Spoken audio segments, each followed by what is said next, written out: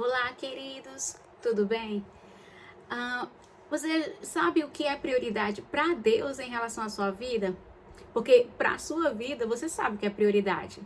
A prioridade é aquilo que você coloca em primeiro lugar, aquilo que você sempre pensa em primeiro plano.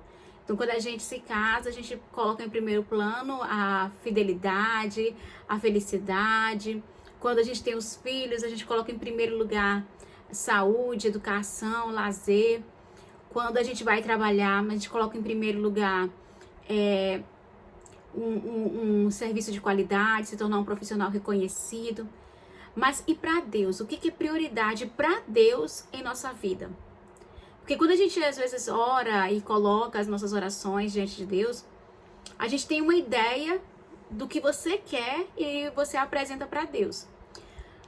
Você apresenta para Deus a necessidade de uma cura, você apresenta para Deus a necessidade de uma restauração, você apresenta para Deus a sua família, porque aquilo que você apresenta para Deus é o que você considera como prioridade naquele momento. E aí você vai dizer aí, não é a lógica? A lógica não é se eu tô doente, colocar diante de Deus a minha necessidade de cura, essa não é a lógica. Ou se eu estou passando por algum tipo de necessidade, algum tipo de escassez, a lógica não é que eu coloque isso diante de Deus. Mas quando a gente para observar as nossas prioridades em comparação com as prioridades de Deus, e a gente começa a ler as prioridades de Deus, a gente vai se surpreender que as prioridades de Deus geralmente não batem com as nossas prioridades. Porque o modo de ver as coisas de Deus são diferentes do nosso modo de ver as coisas. Nós vivemos na timeline, nós vivemos nessa linha do tempo, com dias, com horas, com meses, anos. Mas Deus não. Deus é um ser atemporal. Ele não conta dias, ele não conta horas. Inclusive a Bíblia diz que a forma como é contado os anos para Deus, um dia pode ser como 1000 anos e 1000 anos pode ser como um dia. Então a nossa lógica ela é totalmente diferente da lógica de Deus. E muitas vezes quando a gente vai ler a palavra de Deus, que é a Bíblia, a gente acha que vai encontrar confirmação para nossa lógica. A gente acha que vai encontrar aquilo que vai realmente ratificar a nossa lógica. Mas eu trouxe para a gente hoje uma meditação em uma passagem que ela se encontra nos evangélicos sinóticos, que está em Mateus, Marcos e Lucas, que é a cura de um paralítico da cidade de Cafarnaum. E ela me surpreende porque nessa passagem eu consigo perceber qual é a lógica de Deus manifesta na pessoa de Jesus. Então eu quero convidar você a abrir a sua Bíblia aí, se tiver oportunidade, no livro de Mateus. Eu vou ler aqui a passagem de Mateus no capítulo 9. A partir do verso 1 que diz assim: entrando Jesus no barco, passou para o outro lado e foi para a sua própria cidade. Então Jesus ele estava indo para a cidade de onde ele residia, a sua própria casa. Ele estava fazendo uma turnê evangelística, de ensino, da palavra, de cura, de libertação, e estava voltando para casa. E eis que lhe trouxeram um paralítico deitado num leito, e vendo-lhe a fé, Jesus disse ao paralítico: tem bom ânimo, filho, estão perdoados os teus pecados. Olha que interessante. As pessoas que trouxeram aquele homem naquela cama, Marcos vai dizer que os amigos, tem um detalhe que Marcos coloca no livro dele, sobre esse mesmo episódio, é que a casa estava tão lotada de pessoas quando Jesus chegou, que foi preciso descer aquele homem pelo telhado da casa, porque não tinha como ele entrar pela porta. Então descer aquela cama, abrir o telhado e descer aquela cama no meio da sala. E aquele episódio fez com que Jesus ficasse: uau, quanta fé! Vocês, amigos tão queridos, trouxeram um amigo de vocês para receber aqui algo de Deus. E o que é mais chocante é que todo mundo conhecia aquele homem, todo mundo sabia que ele era paralítico, todo mundo conhecia aquele homem naquela cidade.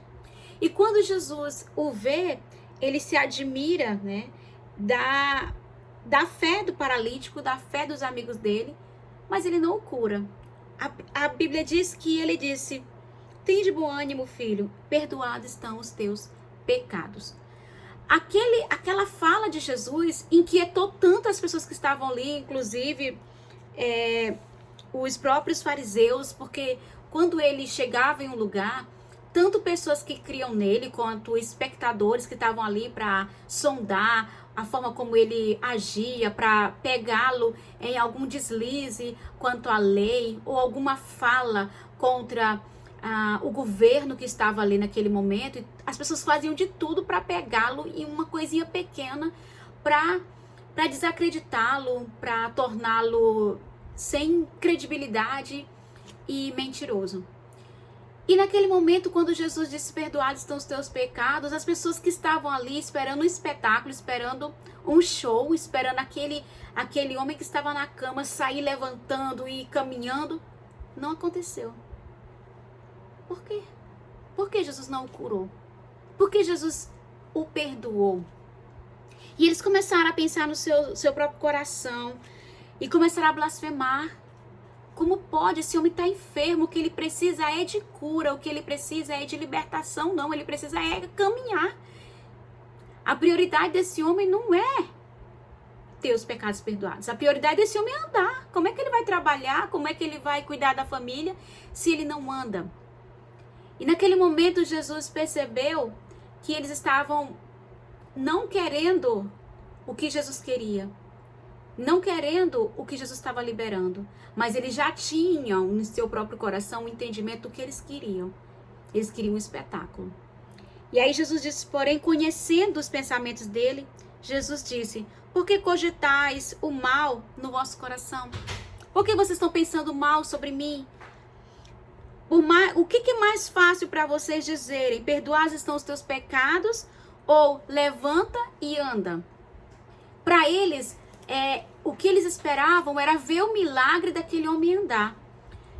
E para Jesus não havia diferença de dificuldade para ele, até porque como Deus, ele simplesmente criou tudo com o som da sua voz, e ele disse haja, e qualquer coisa que ele pensava se manifestava e existia. Luz, terra, água, tudo.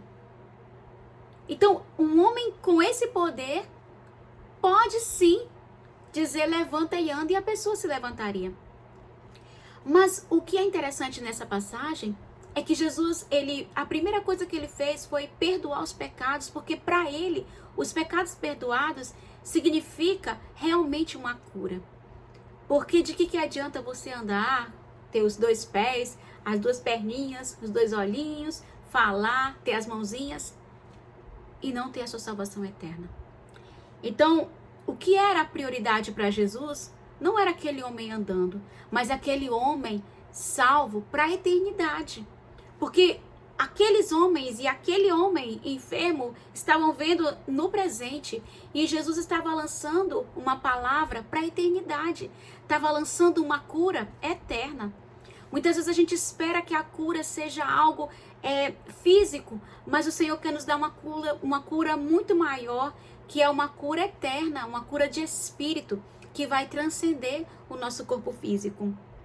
E aí Jesus disse, e eles achavam que, como pode Jesus curar pecados, se não Deus? E aí ele quer dizer que ele era Deus, que aquele homem que estava falando com eles era Deus, ele era Deus. Então, perdoados estão os teus pecados, ou levanta e anda. Ora, não saibais que o Filho do Homem tem poder na terra e autoridade para perdoar pecados?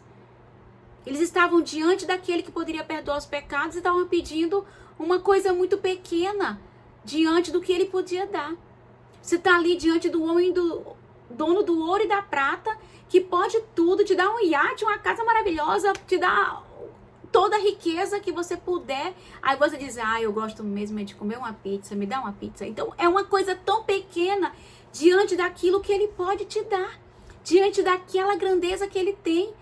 Você vê o tempo presente tão rápido e tão passageiro, e você acha que é tudo que você tem.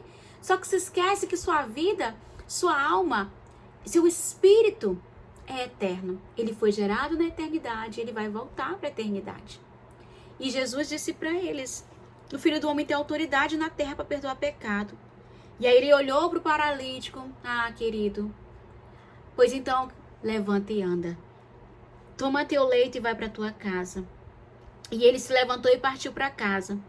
E quando toda aquela multidão viu isso, que estava com medo, que estava atemorizada, ela glorificou a Deus de tal forma que eles perceberam a autoridade do Senhor. Nesse domingo nós estávamos estudando a última lição da revista e foi colocada uma coisa que tem tudo a ver com isso. Que o milagre, ele não muda caráter. O milagre não muda quem nós somos. Quem muda é a salvação, é a regeneração. Muitas pessoas presenciam milagres de muitas magnitudes, veem coisas extraordinárias e ainda assim não muda o seu caráter e ainda assim não tem uma vida transformada e uma vida regenerada. A prioridade para o Senhor não é que nós andemos ou falemos, mas que a nossa alma, o nosso espírito esteja salvo nele para a eternidade.